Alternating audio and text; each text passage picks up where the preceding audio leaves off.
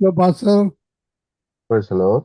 ஆமீன். இந்த உங்களை வாழ்த்துகிறோம், வரவேற்கிறோம், கத்தருடைய கருத்தில் ஒப்புவிக்கிறோம். கத்தர் தாமே உங்களுடன் கூட இந்த வழிநடத்துவாராக, வார்த்தைகளோடு கூடாக வழிநடத்துகின்ற பொழுதும் கத்தருடைய ஆசீர்வதிக்கும் கரம் வழிநடத்துவதாக, கேட்கின்ற ஒருவரும் விடுதலை மீட்டுக் கொள்ளத்தக்கதாக கத்தர் உதவி செய்வார். வேளையில் உங்களிடம் ஒப்படைக்கிறோம், வழிநடத்துங்க pastor. God bless. Amen. Amen, amen. இயேசு கிறிஸ்துவின் இணையற்ற நாமத்தினால் உங்கள் அனைவரையும் வாழ்த்தி வரவேற்கிறேன். கர்த்தர் நல்லவர், அவர் நமக்காக யாவற்றையும் செய்து முடித்திருக்கிறார். ஆமென். அதை விசுவாசிப்போம். இன்றைய நாளிலும் வார்த்தைக்குள்ளாய் கடந்து செல்வோம். இந்த வார்த்தை எல்லாவற்றையும் கவனியுங்கள், எல்லாவற்றையும் உங்களுடைய வாழ்க்கையில என்னெல்லாம் இல்லை, தடையாக இருக்கிறது அல்லது இன்னும் கிடைக்கவில்லை, நடக்கவில்லை என்று நினைக்கிறீர்களோ அவை எல்லாவற்றையும் மாற்றுகிறதாய், உயிர்ப்பிக்கிறதாய், புதுப்பிக்கிறதாய் இருக்கிறது. ஆமென். ஆகவே வார்த்தைக்குள்ளே கடந்து செல்வோம். இயேசு சொல்லுகிறார், என்னுடைய வார்த்தையை நீங்கள் கேட்டபடியினால் நீங்கள் இப்பொழுதே கவனிங்க, இப்பொழுதே சுத்தமாயிருக்கிறீர்கள். ஆமென். ஆகவே வார்த்தையை ஏற்றுக்கொள்வோம். அது இப்பொழுதே நமக்கு தேவையான யாவற்றையும் செய்து முடிக்கிறதாய் எங்களை மேற்கொள்ளுகிறதாய் இருக்கிறது. ஆமென். ரோமர் 8ஆம் அதிகாரம் 2ஆம் வசனத்திலிருந்து நான் வாசிக்கிறேன். கிறிஸ்து இயேசுவினாலே ஜீவனுடைய ஆவியின் பிரமாணம் என்னை பாவம், மரணம் என்பவைகளின் பிரமாணத்தினின்று விடுதலை ஆக்கிட்டே. அப்ப பிரியமானவர்களே, கவனியுங்கள். எந்த நாளிலே நாங்கள் இயேசு கிறிஸ்துவை ஏற்றுக்கொண்டோமோ அந்த நாளிலேயே நாங்கள் பாவத்தின் அதிகாரத்திலிருந்தும் மரணத்தின் அதிகாரத்திலிருந்தும் நாங்கள் விடுதலை ஆக்கப்பட்டு விட்டோம். ஆமென். ஆனால் நாங்கள் அதை நம்பாதபடியினால் அல்லது அதை நாங்கள் ஏற்றுக்கொள்ளாதபடியினால் அல்லது எல்லாரும் நாங்கள் பாவிகள் பாவிகள் பாவிகள் என்று சொல்லிக் கொடுத்தபடியினால் நாங்கள் இப்பொழுதும் பாவிகள் என்று நாங்கள் நினைக்கிறபடினால் எல்லா ஏரியாவிலும், எங்களுடைய வாழ்க்கையிலே எல்லா ஏரியாவிலும் மரணம் ஆளுகை செய்கிறது. எவ்வளவுதான் நாங்கள் முயற்சி செய்தாலும் அல்லது எவ்வளவுதான் நாங்கள் உபவாசித்தாலும் எவ்வளவுதான் நாங்கள் ஜெபம் பண்ணினாலும் இன்னும் நாங்கள் எதிர்பார்த்த விடுதலை நம்மை மேற்கொள்ளவில்லை. ஏனென்றால் செய்து முடித்த பிறகும் இல்லை, இன்னும் செய்து முடிக்கவில்லை என்று நாங்கள் நினைக்கிறோம். அதை பெற்றுக்கொள்ளும்படி எப்படி ஏவாள் பழத்தை சாப்பிட்டால்தான் நான் தேவனைப் போல் ஆவேன் என்று தவறாய் விசுவாசித்தபடியினால் இன்னும் ஆசீர்வாதங்களை பெற்றுக்கொள்ளவில்லை. இருந்த ஆசீர்வாதங்களையும் அவர்கள் இழந்து போனார்கள், ஆதாமும் ஏவாளும். அதே போலத்தான் நாங்களும் என்ன செய்கிறோம் என்றால், இயேசு செய்து முடித்தார் என்பதை விசுவசிக்காமல் எல்லாம் முடிந்ததென்று சொன்ன பிறகும் மறுபடியும் நாங்கள் பாவத்தில் இருக்கிறோம், சாபத்தில் இருக்கிறோம்.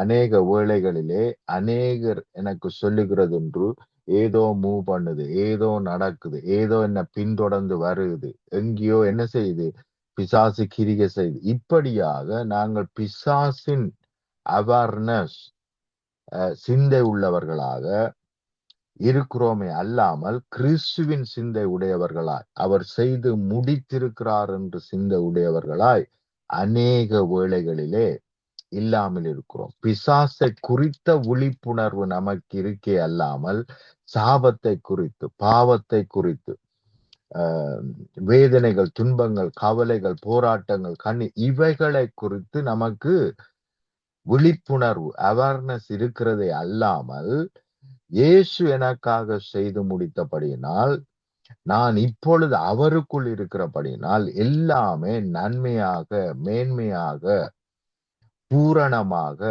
மாற்றப்பட்டு விட்டது. இவை எல்லாவற்றிலும் இருந்து நான் விடுதலையானேன் என்று நாங்கள் விசுவாசிப்போமானால் இன்றைக்கே தேவனுடைய மகிமையை காண்போம். ஆமென். என்னெல்லாம் உங்களுடைய வாழ்க்கையில போராட்டம் இருக்கிறதோ, எப்பேற்பட்ட பிரச்சனை எல்லாம் உங்களுடைய வாழ்க்கையில இருக்கிறதோ அவைகள் எல்லாவற்றையும் அவர் என்ன செய்து விட்டார்? அழித்து விட்டார். ஆமென்.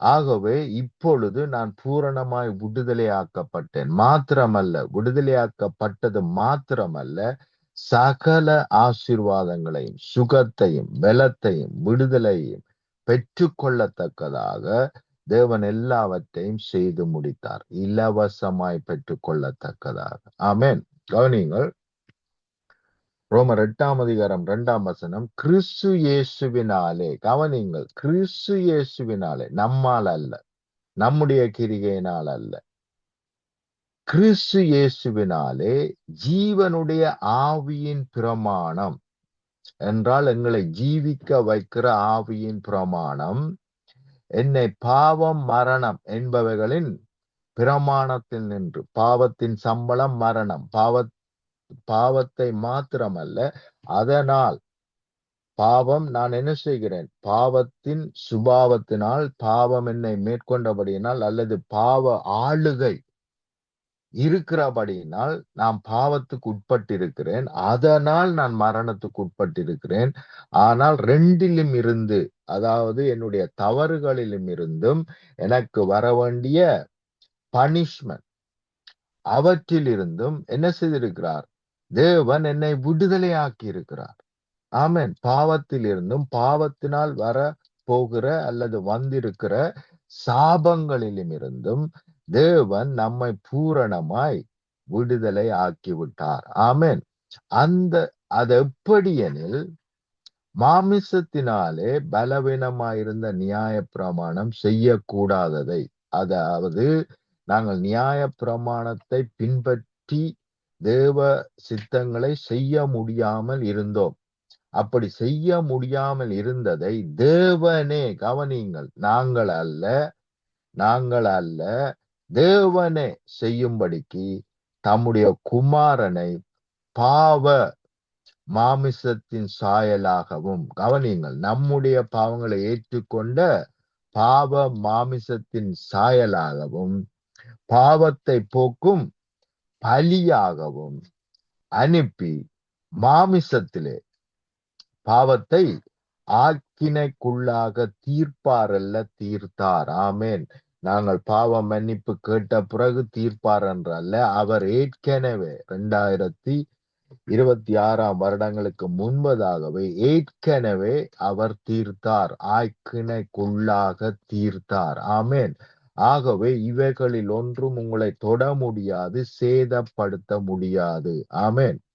மாமிசத்தின்படி நடவாமல், அப்ப இப்பொழுதும் மாமிச சிந்தையில இருக்காமல், இன்னும் பாவம் இருக்கிறது, இன்னும் பலவீனம் இருக்கிறது, இன்னும் சுவையினம் இருக்கிறது என்று மாமிசத்தின்படி கிரிகை செய்யாமல் நினைக்காமல், அநேக வேளைகளிலே நாங்கள் மாமிசத்தின்படிதான் என்ன செய்கிறோம், செயல்படுகிறோம்.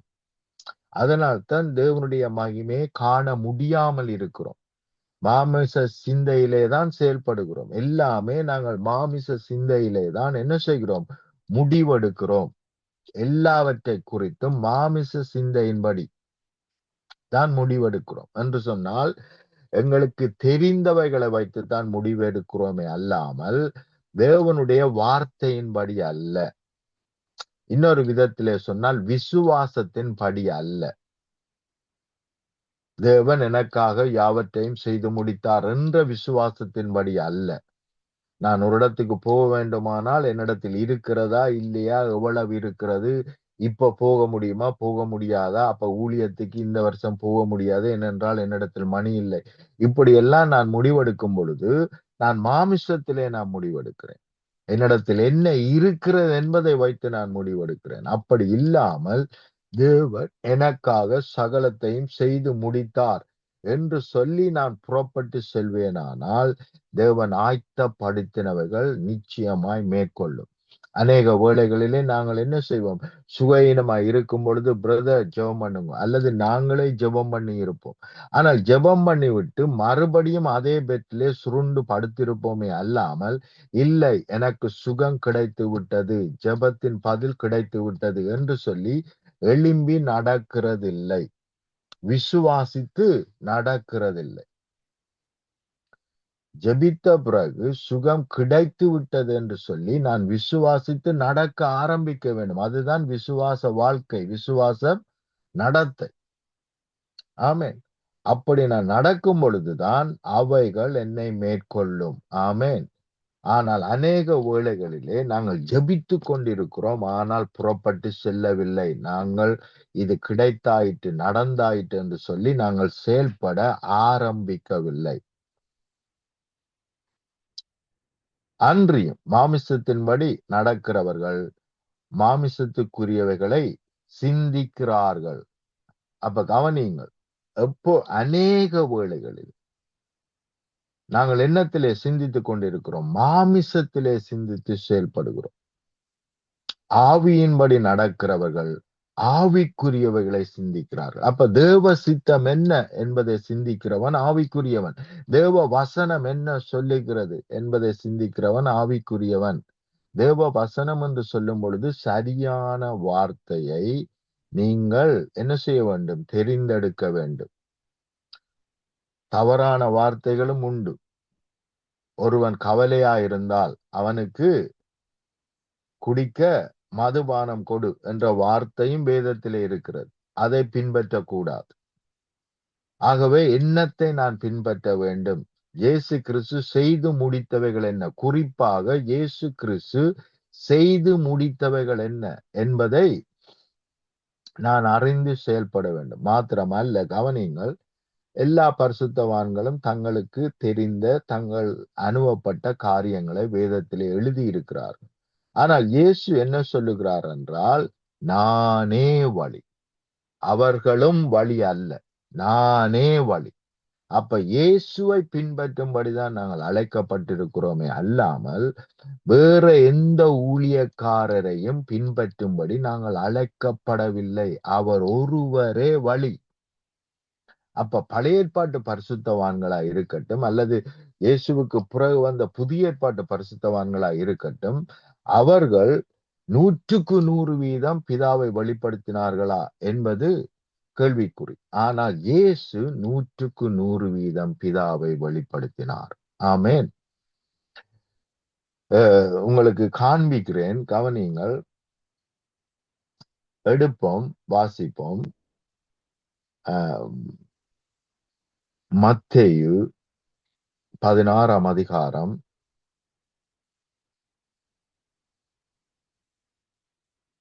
23வது வசனம்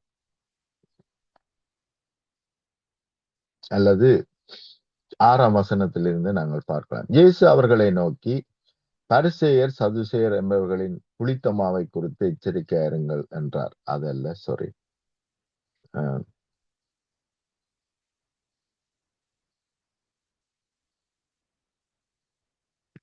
13ஆம் வசனம். பின்பு இயேசு பிலிப்பு சசரியாவின் திசைகளில் வந்த பொழுது தம்முடைய சீஷரை நோக்கி, மனுஷகுமாரனாகிய என்னை ஜனங்கள் யார் என்று சொல்லுகிறார்கள் என்று கேட்டார். அதற்கு அவர்கள், நீ சிலர் உம்மை யோவான் ஸ்நானன் என்றும், சிலர் எலியா என்றும், சிலர் வேறு சிலர் எரேமியா அல்லது தீர்க்கதரிசிகளில் ஒருவர் என்றும் சொல்லுகிறார்கள் என்றார்கள். அப்பொழுது அவர், நீங்கள் என்னை யார் என்று சொல்லுகிறீர்கள் என்று கேட்டார். அப்ப கவனியுங்கள், ஜனங்கள் எப்படி பார்க்கிறார்கள்? யோவான் ஸ்நானன், மரித்து போன யோவான் ஸ்நானன் திரும்பி வந்து விட்டார் என்று பார்க்கிறார்கள், அல்லது எடுக்கப்பட்ட எலியா மறுபடியும் திரும்பி வந்து விட்டார் என்று பார்க்கிறார்கள், அல்லது சிலர் எரேமியா திரும்பி வந்திருக்கிறார் என்று பார்க்கிறார்கள், வேறு சிலர் தீர்க்கதரிசிகளில் ஒருவர், செத்து போன தீர்க்கதரிசியில் ஒருவர் மறுபடியும் வந்திருக்கிறார். அப்ப இவர்கள் எல்லாருமே பூமியை விட்டு போனவர்கள். அவர்கள் மறுபடியும், பாருங்க, இப்படியான விசுவாசம் அவர்களுக்கு இருக்கிறது. மரித்து போனவர்கள் மறுபடியும் வருவார்கள் என்ற விசுவாசத்திலே செயல்படுகிறார்கள் என்றார்கள். அப்பொழுது அவர், நீங்கள் என்னை யார் என்று சொல்லுகிறீர்கள் என்று கேட்டார். சீமோன் பேதுரு பிரதி உத்தரமாக, நீர் ஜீவனுள்ள தேவனுடைய குமாரனாகிய கிறிஸ்து என்றார். அப்ப கவனியுங்கள், இயேசு கிறிஸ்து பேதுருக்கு முன்பாக இருந்து இந்த கேள்வியை கேட்கிறார். பிதா என்ன செய்கிறார்? பேதுருவோடு இடைப்படுகிறார். இயேசு அவனை நோக்கி, யோனாவின் குமாரனாகிய பேதுருவே, நீ பாக்கியவான், மாமிசமும் இரத்தமும் இதை உனக்கு வெளிப்படுத்தவில்லை. அப்ப அநேக காரியங்களை மாமிசமும் இரத்தமும் நமக்கு வெளிப்படுத்துகிறது. நம்முடைய சுய சிந்தை ஐம்புலன்களினால் நாங்கள் என்ன செய்கிறோம்? அதை பாவித்து knowledge-ஐ அறிவை பெற்றுக்கொண்டு பேச முடியும். அப்ப மாமிசமும் இரத்தமும் என்றால் இந்த ஐம்புலன்களினால் வருகிற அறிவு. அது இதை உனக்கு வெளிப்படுத்தவில்லை. பரலோகத்தில் இருக்கிற என் பிதா இதை உனக்கு வெளிப்படுத்தினார். அப்ப குமாரன் பேசிக் கொண்டிருக்கிறார். பிதா அவருக்கு பேதுருக்கு இயேசு கிறிஸ்து யார் என்பதை குறித்து வெளிப்படுத்தி இருக்கிறார். கவனியுங்கள். மேலும் நான் உனக்கு சொல்லுகிறேன், நீ பேதுருவாய் இருக்கிறாய், இந்த கல்லின் மேல் என் சபையை கட்டுவேன். எந்த கல்? இங்கேதான் அநேகர் தவறு விடுகிறார்கள். பிதா என்னத்தை வெளிப்படுத்தினாரோ பேதுருவுக்கு, அதுதான் அந்த கல். ஆமென். பிதா என்னத்தை வெளிப்படுத்துகிறார்? நீர் ஜீவனுள்ள தேவனுடைய குமாரனாகிய கிறிஸ்து. ஆமென். அபிஷேகம் பண்ணப்பட்டவர், விடுதலை ஆக்கும்படி அபிஷேகம் பண்ணப்பட்டவர், ரட்சிக்கும்படி அபிஷேகம் பண்ணப்பட்டவர். ஆமென். அந்த கல்லின் மேல். ஆனால் அநேகர் இதை தவறாக புரிந்து கொள்ளுகிறார்கள். இதை உனக்கு வெளிப்படுத்தினார். மேலும் பேதுருவா இருக்கிறாய் என்றுட்டு இந்த கல்லின் மேல். அப்ப கவனிங்கள், இந்த கல்லின் மேல் என்றால் தன்னை நோக்கி விரலை காண்பித்து இந்த கல்லின் மேல். ஆமென். நீ பேதுருவா இருக்கிறாய் அந்த கல்லின் மேல் என்று சொல்லாமல் இந்த கல்லின் மேல் என்றால் தன்னை நோக்கி காண்பித்து இந்த கல்லின் மேல் என் சபையை கட்டுவேன், பாதாளத்தின் வாசல்கள். ஏனென்றால் இயேசு ஆகிய கல்லின் மேல் சபை கட்டப்படுகிறபடியினால் பாதாளத்தின் வாசல்கள் அதை மேற்கொள்வதில்லை. கவனியுங்கள் பிரியமானவர்களே, உங்களை பாதாளத்தின் வாசல்கள் மேற்கொள்ள முடியாது. நீங்கள் அவருடைய சபையாக, அவருடைய ஆலயமாக இருக்கிறீர்கள். ஆமென். ஆகவே எந்த ஒரு சத்துருவும் உங்களை மேற்கொள்ள முடியாது. சத்துருவினால் வருகிற எந்த கிரியையும், பாதாளத்தின் வாசல்கள் அதை மேற்கொள்ள முடியாது. ஆமென். விசுவாசியுங்கள், தயவு செய்து விசுவாசியுங்கள். நிச்சயமாக சத்துருவின் கிரியைகள் இன்றைக்கு நிர்மூலமாக்கப்படும். இன்றைக்கே விடுதலை ஆவீர்கள். ஆமென். நேற்றைய தினத்திலே பைபிள் ஸ்டடி ஒவ்வொரு நாளும் நடக்கிறது லண்டன்ல, எங்களுடைய வீட்டிலே. அப்ப ஜனங்கள் வருகிறார்கள். நேற்றைய நாளிலே பயங்கரமான ஒரு சுகையினத்தோடு ஒரு சகோதரி வந்திருந்தார். இயேசுவின் நாமத்தினால் கட்டளையிட்ட பொழுது அந்த சுகையினம் அந்த நிமிஷமே அந்த சகோதரியை விட்டு விலகி போனது. ஆமென். அப்ப தேவன் நம்மோடு இருக்கிறார். எந்த சத்துருவும் நம்மேல் கிரியை நடப்பிக்க முடியாது. சத்துருவின் கிரியைகள் நிர்மூலமாக்கப்பட்டிருக்கின்றன. எங்களுக்கு சகல அதிகாரமும் கொடுக்கப்பட்டிருக்கிறது. ஆமென். அல்லேலூயா. கவனிங்கள், பரலோக ராஜ்யத்தின் திறவுகோல்களை நான் உனக்கு தருவேன். பரலோகத்திலே நீ கட்டுகிறது எதுவோ, பூலோகத்திலே நீ கட்டுகிறது எதுவோ அது பரலோகத்திலும் கட்டப்பட்டிருக்கும். பூலோகத்திலே நீ கட்டவிழ்ப்பது எதுவோ அது பரலோகத்திலும் கட்டவிழ்க்கப்பட்டிருக்கும் என்றார். அப்ப தெளிவாய் சொல்லுகிறார், இவைகள் எல்லாவற்றையும் உங்களுடைய கரத்திலே கொடுத்திருக்கிறேன். ஆகவே நீங்கள், அவர் செய்வார் என்றல்ல, நீங்கள் செய்யுங்கள். நீங்கள் கட்டுவீர்களானால் அதைத்தான் பரலோகமும் ஆமோதிக்கும். நீங்கள் கட்டவிழ்ப்பீர்களானால் அதைத்தான் பரலோகமும் கட்டவிழ்க்கும். இன்னொரு விதத்திலே சொன்னால், சில ஆங்கில டிரான்ஸ்லேஷன் இப்படியாக சொல்லுகிறது, நீங்கள் பூமியிலே எவைகளை அனுமதிக்கிறீர்களோ அவைகள் அனுமதிக்கப்பட்டிருக்கும். பிரியமானவர்களை கவனியுங்கள், எங்களுடைய சரீரத்திலே நாங்கள் சுகையினத்தை அனுமதித்தால் மாத்திரமே சுகையினம் நம்மை மேற்கொள்ள முடியும். ஒருவேளை நீங்க சொல்ல, நான் அனுமதிக்கவே இல்லையே, ஆனா எனக்கு காய்ச்சல் வந்துட்டுது, எனக்கு தடிமலை வந்துட்டுது, எனக்கு ஹெடேக் வந்துட்டுது என்று சொன்னால் ஏதோ ஒரு காரியத்தை நீங்கள் அனுமதித்திருக்கிறீர்கள். தண்ணியில நனைஞ்சால் காய்ச்சல் வரும் என்றதை நீங்கள் ஏற்கனவே உங்களுடைய உள்ளத்திலே அனுமதித்து விட்டீர்கள். நான் அதிகமாய் திங்க் பண்றபடினால் எனக்கு தலையிடி வரும் என்று நீங்கள் ஏற்கனவே அனுமதித்து விட்டீர்கள். இவைகள் எல்லாம் உங்களுடைய உள்ளத்திலே, உங்களுடைய சிந்தையிலே ஏற்கனவே அனுமதித்த காரியங்கள் ஏற்கனவே நமக்குள்ள இருக்கிறது. பழங்காலத்தில் இருந்து நிறைய தவறான பிலீஃப்ஸ், தவறான நம்பிக்கைகள் நமக்குள்ள இருக்கிறது. ஆகவே நான் மழையில நனைஞ்சேன் எனக்கு காய்ச்சல் வரும், நான் கூலான வாட்டர் குடிச்சா எனக்கு தடிமல் வரும். இப்படி எல்லாம் அநேக காரியங்கள் நமக்குள்ளே ஏற்கனவே அனுமதிக்கப்பட்டு இருக்கிறபடினால் அது ஆட்டோமேட்டிக்காய் நடக்கிறது. ஆனால் தேவன் என்ன சொல்லுகிறார்? நீங்கள் எவைகளை இந்த பூமியிலே அனுமதிக்கிறீர்களோ அதைத்தான் பரலோகமும் அது அனுமதிக்கும். ஏனென்றால் உங்களுடைய கரத்திலே தான் என்ன செய்யப்பட்டிருக்கிறது?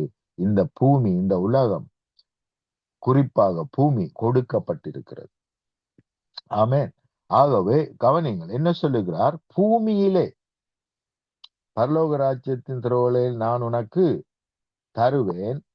அப்ப பரலோக ராஜ்யத்தின் திறவுகோல், கவனிங்கள், பூமியின் திறவுகோல் அல்ல, பரலோக ராஜ்யத்தின் திறவுகோல் என்று சொன்னால் அங்கே என்னெல்லாம் ஆசீர்வாதங்கள் இருக்கிறதோ அவைகளை இந்த பூமியிலே பெற்றுக்கொள்ள முடியும். அப்ப பரலோக ராஜ்யத்தை துறவுகோல் என்றால் என்ன? துறக்க முடியும், பூட்ட முடியும். எங்களுடைய கரத்திலே தான் இருக்கிறது. தேவன் சொல்லவில்லை அவருடைய கரத்திலே இருக்குது என்று சொல்லவில்லை. உனக்கு தருவேன், பரலோகத்திலே பூலோகத்திலே, பூமியிலே, ஏண்டா பூமி முழுவதும் நம்முடைய கருத்திலே கொடுக்கப்பட்டிருக்கு. அப்ப பூலோகத்திலே நீ கட்டுகிறது எதுவோ, இன்னொரு விதத்திலே சொன்னால் பூலோகத்திலே நீ அனுமதிக்கிறதெல்லாம் பரலோகமும் அனுமதிக்கும்.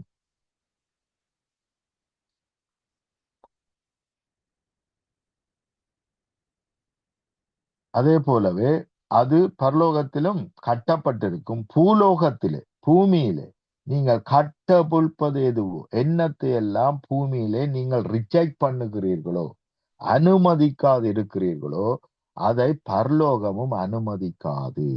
அப்ப தேவனுடைய வல்லமை நம்மை பொறுத்து, நம்முடைய விசுவாசத்தை வைத்து, நாங்கள் பேசுகிறதை வைத்துத்தான் செயல்படுகிறது.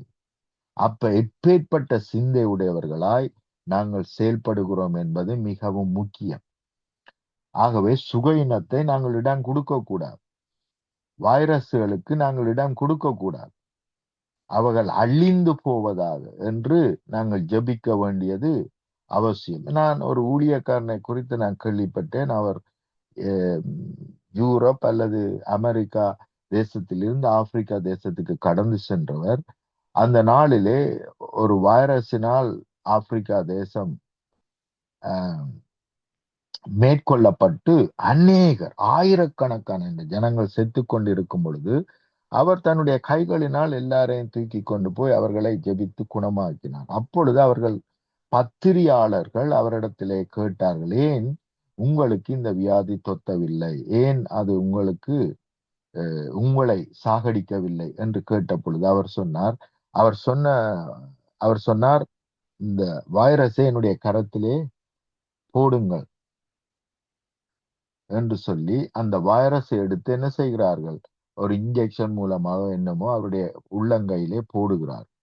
அப்படி போட்டுட்டு மைக்ரோஸ்கோப்பிலே பார்க்கும் பொழுது அவருடைய கரங்களிலேயே அத்தனை வைரஸும் செத்து போனது. அப்படிப்பட்ட வல்லமையை தேவன் நமக்கு கொடுத்திருக்கிறார். ஆமென், ஆமென். இவைகளில் ஒன்றும் சேதப்படுத்தாது. சத்துருவின் கிரியைகள் அத்தனை மேலும் நமக்கு தேவன் அதிகாரம் கொடுத்திருக்கிறார். ஆமென். இது முதல் இயேசு தாம் எருசலேமுக்கு போய் மூப்பராலும் பிரதான ஆசாரியராலும் வேத பாரகராலும்